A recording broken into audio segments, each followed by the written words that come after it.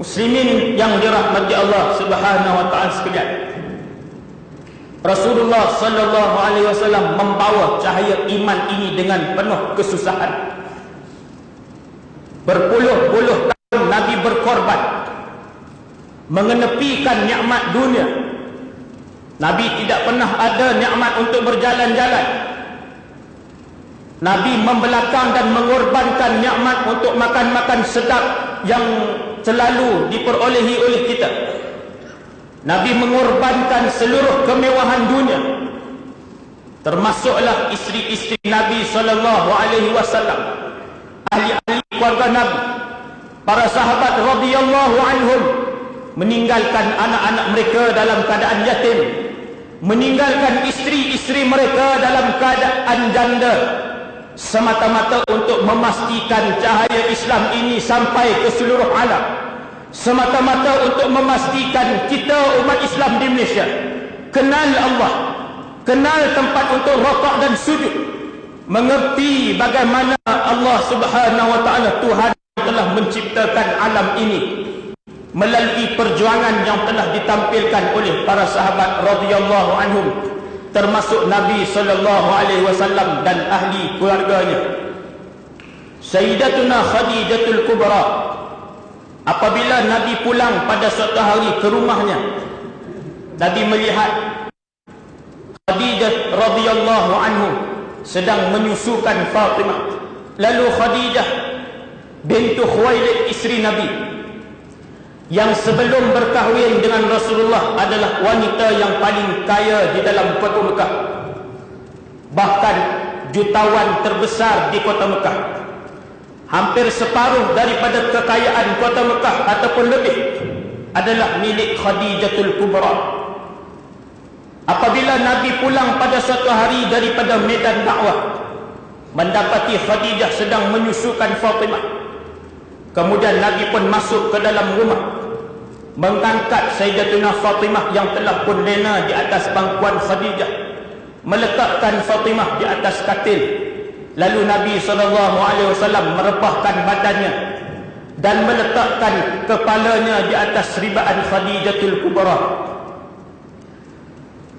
Ketika Nabi merehatkan dirinya kerana letih seharian berdakwah, Nabi berlena di atas pangkuan Sayyidatina Khadijatul Kubra. Ketika Nabi lena di atas pangkuan Sayyidatina Khadijah, Sayyidatina Khadijah mengusap-ngusap rambut Nabi sallallahu alaihi wasallam.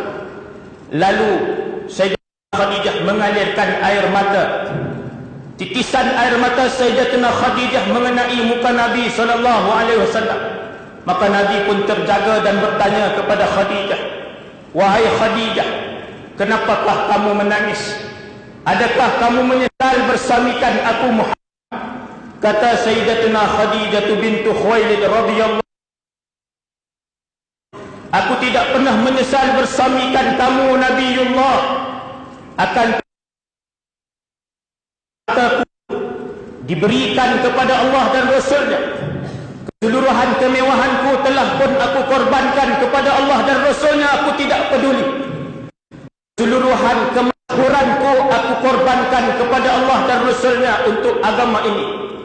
Apa yang sedang aku fikirkan ialah, ya Rasulullah, apabila telah aku wafat, telah tidak ada lagi harta untuk aku berikan kepada agama ini, untuk kamu gunakan dan menyebarkan agama ini bagi manusia mengenal Allah. Andainya aku telah wafat, wahai Rasulullah sallallahu alaihi wasallam, ada lagi harta untuk digunakan untuk, maka kau galilah lubang kuburku, ambillah tulang belulangku, jualkan ia ataupun jadikan ia untuk kau gunakan sebagai bekalan ataupun dibuat jambatan untuk disebarkan agama ini." Begitu sekali yang difikirkan oleh Sayyidatuna Khadijah untuk kita hari ini umat Muhammad di Malaysia ini mengenal salat.